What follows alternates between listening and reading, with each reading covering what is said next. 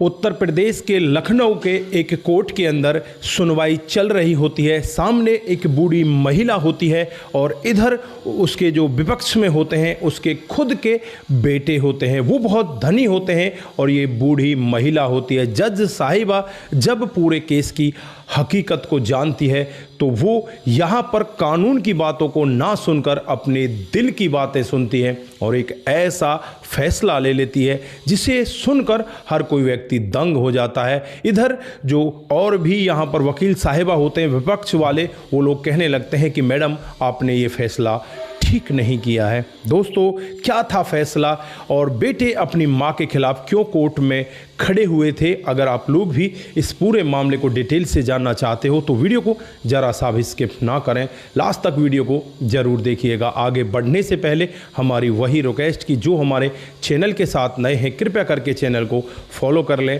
Bell icon को जरूर press करें। नमस्कार, जय हिंद। आप देख रहे हैं APH न्यूज राहुल रावत के साथ। दोस्तों, आज की जो हकीकत की घटना आप लोगों को बताने जा रहा हूं, ये उत्तर प्रदेश के लखनऊ की हकीकत की घटना है। यहाँ पर दीनानाथ नाम का एक व्यक्ति जिसकी पत्नी का नाम उर्मिला होता है। दोस्तों, ये पीछे से सुल्तानपुर ज़िले के रहने वाले होते हैं, लेकिन सिंचाई विभाग में ये कामकाज करने लगते हैं और लखनऊ में ही इनकी पोस्टिंग हो जाती है। इनके 4 बेटे भी होते हैं। बेटे पढ़ने लिखने में बड़े होशियार होते हैं और बेटों को आगे बढ़ाने के लिए जो दीनानाथ जी होते हैं वो अपनी पैतृक ज़मीन को बेच कर आ जाते हैं और यहीं पर एक मकान ले लेते हैं। उस मकान में रहने लगते हैं। धीरे धीरे इनका समय बीतने लगता है और एक दिन ऐसा भी आ जाता है जब इनके 4 के 4 बच्चे इंजीनियर बन जाते हैं और इंजीनियर बनकर ये जॉब करने लगते हैं। पिता माता बहुत ज़्यादा खुश होते हैं, लेकिन इनकी जो खुशी होती है वो बिल्कुल क्षणिक होती है, थोड़ी ही खुशी होती है। दोस्तों, जो सबसे बड़े वाला बेटा होता है उसकी शादी कर ली जाती है, दुल्हन घर पर आ जाती है। लेकिन जैसे ही दुल्हन घर पर आती है तो जो बड़े वाला बेटा है उसका नंबर ऑस्ट्रेलिया में पड़ जाता है। ऑस्ट्रेलिया से उसका बुलावा आ जाता है। अब ये अपनी पत्नी को लेकर सीधे ऑस्ट्रेलिया पहुंच जाता है। इधर जो 3 बेटे और होते हैं वो भी इंजीनियर होते हैं, उन सब का अमेरिका से बुलावा आ जाता है। वो तीनों के तीनों अमेरिका चले जाते हैं। अब इन माता पिता के पास कोई भी नहीं रहता, ये अकेले रह जाते हैं। ये बार बार अपने बेटों से यही कहते हैं कि एक आध बेटा तो हमारे पास रह सकता है, लेकिन उन बेटों में से किसी का भी ध्यान इन माता पिता की तरफ नहीं होता। वो बस यही कहते हैं कि हमें आगे बढ़ना है, हमें अपने जीवन को आगे बढ़ाना है। और फिर यहाँ पर जो 3 और लड़के होते हैं वहीं विदेश में शादी कर लेते हैं। अब तो उनके बच्चे भी हो जाते हैं। इन दादा दादी को यही नहीं पता कि इनके कितने बच्चे हैं, क्या उनका नाम है, क्योंकि वो कभी आते जाते तो थे ही नहीं। कभी आते भी थे तो अकेले आ जाया करते, तो कभी उनकी पत्नी साथ में आती, तो कभी बच्चे भी साथ में ले आते, तो दादा दादी तक उन्हें पहुंचने भी नहीं देते कि यहाँ पर तुम्हें इन्फेक्शन हो जाएगा, ये गंदे लोग हैं। दोस्तों, दादा दादी अब धीरे धीरे करके जैसे तैसे अपने वक्त को काटने लगते हैं। इनके पड़ोस में एक व्यक्ति और होता है जिसका नाम श्यामलाल होता है। उम्र यही करीब 50 साल होती है, जो पिछले 20-22 साल से इनको दूध दे रहा होता है। दोस्तों, अब यहाँ पर इन बूढ़ा बूढ़ी की हालत को देखकर वो बार बार इनकी मदद करने के लिए आ जाया करता। एक बार का वाक्य होता है जब ये बूढ़ा बूढ़ी अपने घर के अंदर दोनों एक दूसरे के साथ बैठकर रो रहे होते हैं, क्योंकि आज दीपावली का त्यौहार होता है। इनके घर में ना तो एक भी दीपक जल रहा था, ना ही कोई मिठाई यहाँ पर थी, क्योंकि ना तो इनके बेटों ने इनको फ़ोन किया था, ना ही कोई पैसे वगैरह भेजे थे। ये लोग बहुत ज़्यादा निराश होते हैं। ये सब बातें जब श्यामलाल जी देखते हैं तो श्यामलाल जी दौड़कर नज़दीकी बाज़ार में जाते हैं, वहाँ से 5 दीपक लेकर आते हैं, कुछ मिठाइयाँ लेकर आते हैं और इन लोगों को खुशी खुशी मिठाई खिलाई जाती है, घर में दीपक जलाया जाता है। इधर जो घर के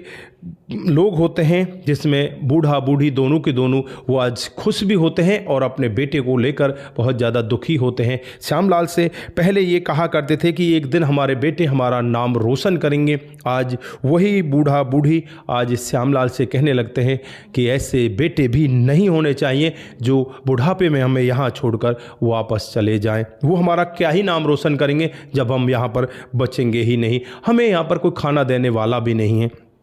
दोस्तों श्यामलाल को यहाँ पर उनके ऊपर दया आती है और श्यामलाल उनको कभी जब भी खाना दे जाया करता, कोई खाने का सामान दे जाया करता। फिर यहाँ पर धीरे धीरे कुछ और समय बीतता है। समय के हिसाब से ही एक दिन दीनानाथ का पैर फिसल जाता है और फिसलने की वजह से वो टूट जाता है, उसमें फ्रैक्चर आ जाते हैं। दोस्तों यहाँ पर जो माँ है उर्मिला अपने बेटों को फ़ोन कराती है, फ़ोन करा कर उनसे यही कहती है कि तुम्हारे पिताजी का पैर टूट गया है, तुम में से एक जना यहाँ आ जाओ, कुछ दिन अपने पिताजी की देख रेख कर लेना। लेकिन सारे के सारे बेटों का एक ही जवाब होता है, माँ हम इतनी दूर आएंगे, वहाँ पर बहुत पैसे लगेंगे, तो ऐसा कर इतने पैसे में यहीं पर किसी आदमी को कर ले। दोस्तों आज उन लोगों के दिल और दिमाग में सबसे ज़्यादा अहमियत पैसे की हो जाती है। माता पिता को वो बस पूछते ही नहीं और वहाँ पर वो कहते हैं कि ठीक है तुम यहाँ पर किसी आदमी को कर लो। ना तो वो पैसे भेजते, क्योंकि वो यहाँ पर चारों के चारों बेटे यही सोचने लगते हैं कि बड़े वाले ने पैसे भेज दिए होंगे, बड़ा वाला सोचता है कि छोटे वाले ने पैसे भेज दिए होंगे,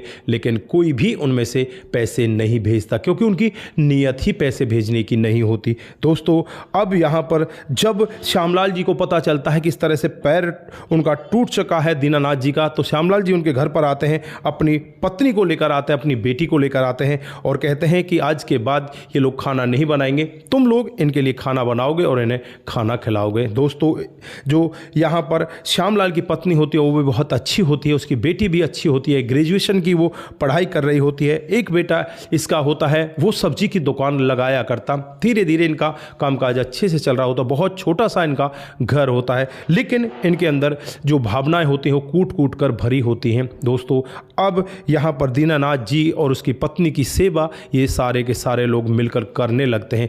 धीरे धीरे समय बीतने लगता है और एक दिन का वाकया होता है जब यहाँ पर जो दीनानाथ जी हैं वो इस श्यामलाल से कहने लगते हैं कि श्यामलाल मैं तुम्हारे एहसान को कभी भी नहीं उतार सकता, मेरे पास तुम्हें देने के लिए कुछ है ही नहीं, बस मैं ये चाहता हूँ कि जो मेरा ये घर है इसे मैं तेरे नाम कर दूँ। दोस्तों यहाँ पर श्यामलाल कहता है कि मैंने लालच के बस तुम्हारी सेवा नहीं की, मुझे ऐसा कुछ भी नहीं चाहिए। लेकिन यहाँ पर दीनानाथ जी कहते हैं कि तुम्हें लालच के बस में ये नहीं दे रहा, बस मेरा फ़र्ज़ है, क्योंकि मैं कुछ दिनों का ही मेहमान हूँ, अगर ऊपर जाकर मैं कुछ भगवान से कहने लगा कि मैंने क्या किया है तो मेरे प्रति मुझे खुद को गिलानी हो जाएगी कि मैंने जिन लोगों ने मेरी इतनी अच्छे से मदद की, इतनी अच्छे से सहायता की, उनके लिए मैंने कुछ भी नहीं किया। इसलिए तुम मना मत करो श्यामलाल, इस घर को तुम्हारे नाम करवा देता हूँ। ट्रांसफ़र डीड जो होती है वो ब्लड रिलेशन में होती है। ट्रांसफ़र डीड तो इनकी होनी नहीं थी, यहाँ पर रजिस्ट्री होनी थी, बैनामा होना था और बैनामे के लिए स्टाम्प लगता है।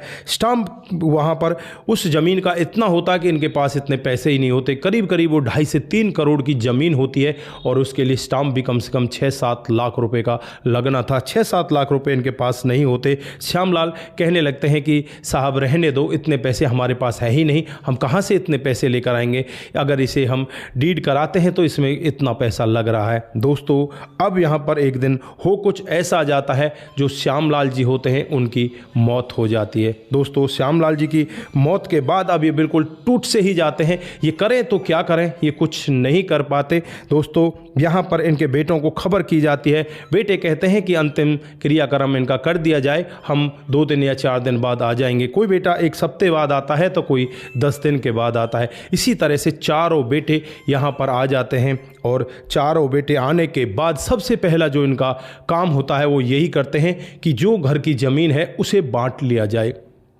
अभी अपनी माँ से कहने लगते हैं कि माँ इस घर की ज़मीन को अब तुम बेच दो और तुम किसी रिश्तेदार के वहाँ जाकर रह जाना, कुछ पैसे हमें दे देना और कुछ पैसे तुम रख लेना, जिससे तुम्हारे बुढ़ापे का सहारा चल जाएगा, हमारा भी वहाँ पर कामकाज चल जाएगा। दोस्तों माँ अब यहाँ पर बेटों की ऐसी बातों को सुनकर एकदम से टूट सी ही जाती है।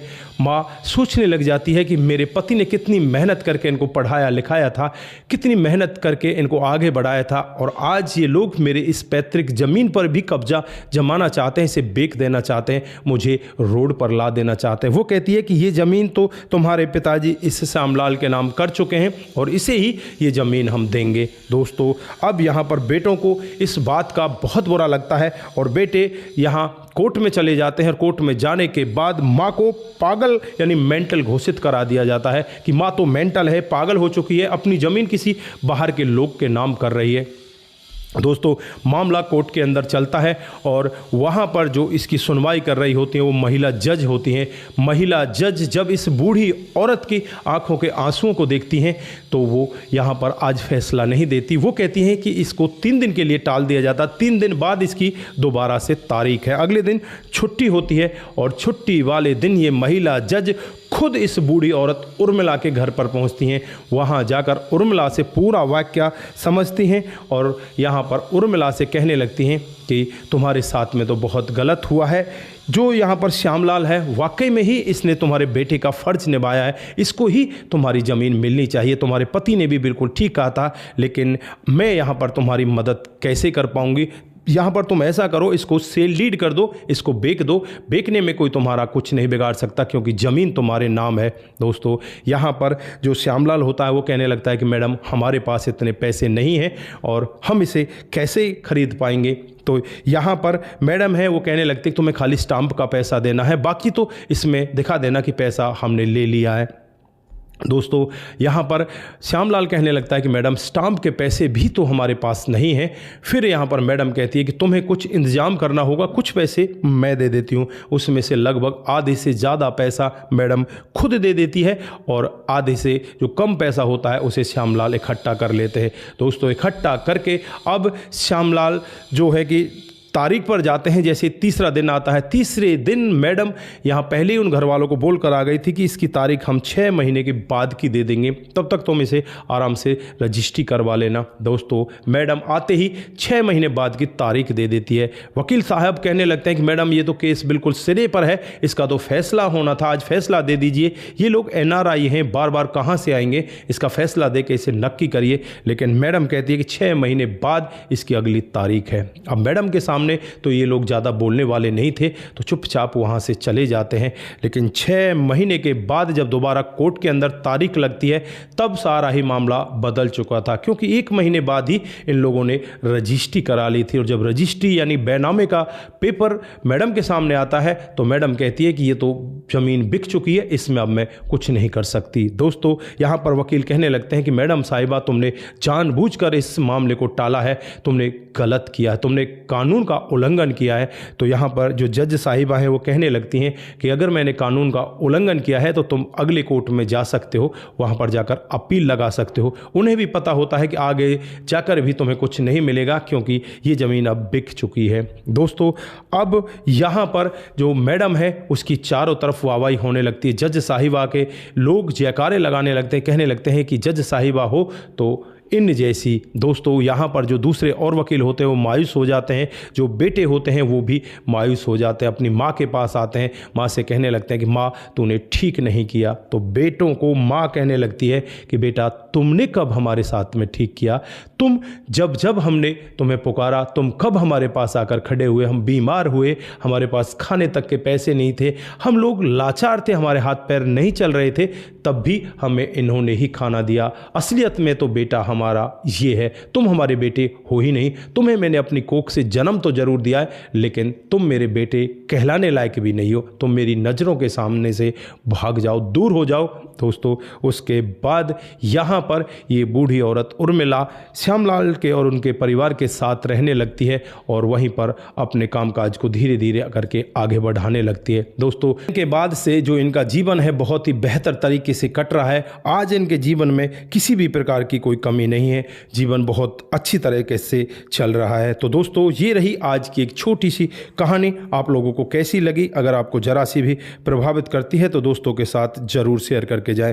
दोस्तों जिन साथियों ने हमारे साथ पिछले वीडियोज़ पर कमेंट किए थे उनका नाम हम यहाँ पर बारी बारी से लेने वाले हैं। सबसे पहला जो कमेंट आता है धर्मेंद्र कुमार शर्मा का आता है। वो कहते हैं कि आपकी कहानी बहुत ही अच्छी लगती हैं, आप हमेशा बहुत अच्छी कहानी लेकर आते, बहुत बहुत धन्यवाद। उसके बाद जो कमेंट आता है वो रघु रावत का आता है। वो लिखते हैं कि आपकी कहानी बहुत अच्छी होती हैं और जो अगला कमेंट आता है वो समाधान पाटिल जी का आता है। भाई साहब, तुम्हारी हर एक कहानी सुनता हूँ, अगर ना सुनूँ तो खाना भी अच्छा नहीं लगता, इतनी आदत लग चुकी है आपकी कहानियों की। समाधान पाटिल जी, आपका दिल की गहराई से बहुत बहुत धन्यवाद। आप जैसे फॉलोवर अगर हमारे साथ हैं तो हम हर दिन बिना किसी ब्रेक के आपके लिए कहानी लेकर जरूर आते रहेंगे। दोस्तों, उसके बाद जो कमेंट आता है शंकर स्वामी जी का आता है, आपकी कहानी बहुत अच्छी लगती, बहुत बहुत धन्यवाद।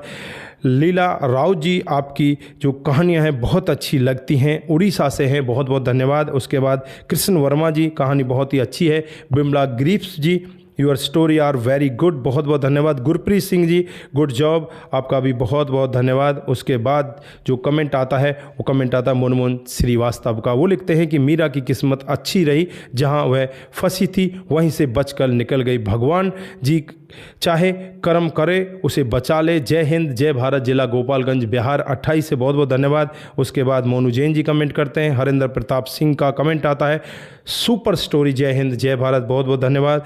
बसंत सिंह जी हमें कमेंट करते हैं, कहानी बहुत अच्छी है और मिलती है कहानी से खास करने गुण बहुत अच्छे के लिए, जैसे इस उम्र के होते हैं वैसे ही इसी तरह से नहीं सोचते, नहीं तो आगे क्या होगा सबको सोचना चाहिए। बहुत बहुत धन्यवाद आपका, आप इतने अच्छा कमेंट लिखा। उसके बाद विशाल विश्वकर्मा जी हमें कमेंट करते हैं, बहुत बहुत धन्यवाद। अनीता नेयर जी कमेंट करती हैं, बहुत बहुत धन्यवाद। और उसके बाद अनीता मिश्रा जी का भी कमेंट आता है, आपका भी दिल की गहराई से बहुत बहुत धन्यवाद। आप सभी लोग इसी तरह से हमारे साथ बने रहें। पुष्पा श्रीवास्तव जी, बहुत अच्छी कहानी है।